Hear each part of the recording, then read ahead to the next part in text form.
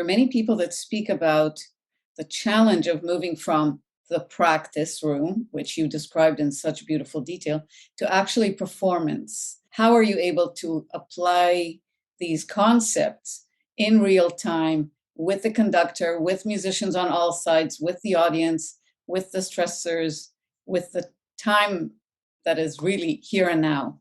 Mm-hmm.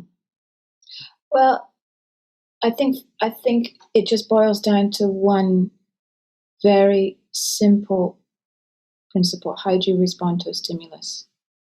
That's it. Whether you're in the practice room or whether you're on stage or in a rehearsal. I mean, frankly, most rehearsals to me feel like performances because there's 80 other people on stage. It's already you're playing for people, Right. whether the audience is there or not.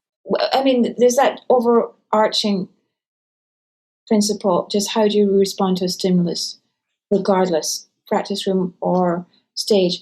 I think there are subtle differences. When you're in the practice room, a lot of your work there is problem solving and building the coordination. So that has a slightly different function. So you're using the Alexander principles in a different way. The time for problem solving is over. Right.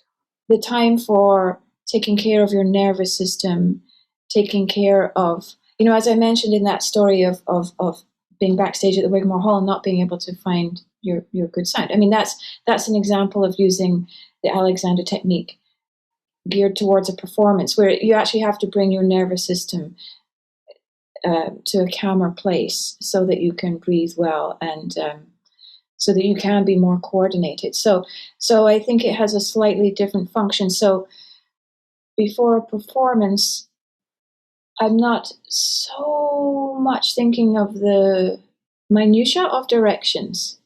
It might be more geared towards inhibition, actually, I suppose. Coming to quiet and just refusing, like just noticing the stimuli that might cause you to lose that inner quietness or that physical quietness. And just recognizing you have a choice. So what are some of those choices? You might have a conductor glaring at you. So that's quite a powerful stimulus. You're on stage, they're maybe not happy with you're playing too loud for them or something like that. They shoot you a look, or before you've even played, they're like this. So the challenge there is how do you not sort of cringe and become smaller and contract, and how do you still play positively, constructively, communicatively, and do what's being asked of you? I mean, it's your job to be able to be flexible. Mm-hmm. But then there's that psychological component. Somebody's glaring at you.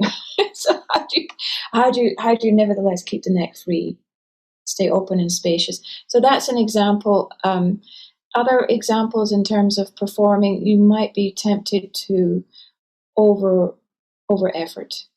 With the adrenaline, with having a big crowd, you might. I'm really going to go for it. So that's a dangerous one because you can really ruin a lot of coordination that way, and you don't really get the results. I mean, it's usually worse. Yeah, it's also usually worse because of that, and that's a psychophysical connection. So just there's that stimulus. Okay, there's an audience. Am I good enough? Am I good enough? I've got to try harder. Then you just notice that and make a more constructive choice.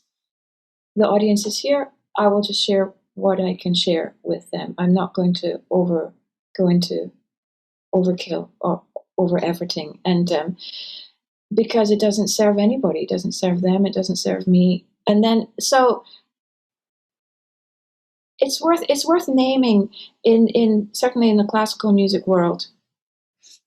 A lot of value is put on effort. A huge amount of value is put on effort, and sometimes, and then also this slightly romantic notion of the artist, just giving themselves over completely to passion, or that is very egotistical to me, and doesn't get the best results.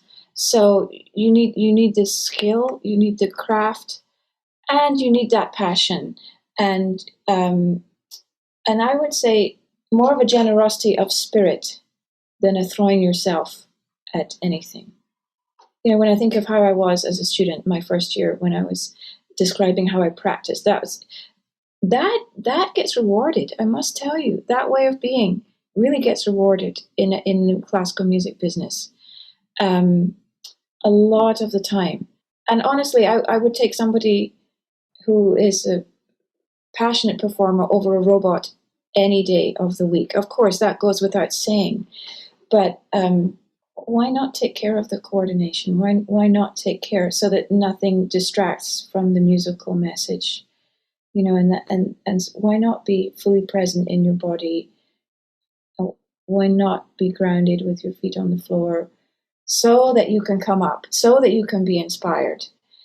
That's the way I think about it. So thinking metaphorically about it too, you have that rootedness so that you can be inspired and spontaneous and imaginative. It's not an either or.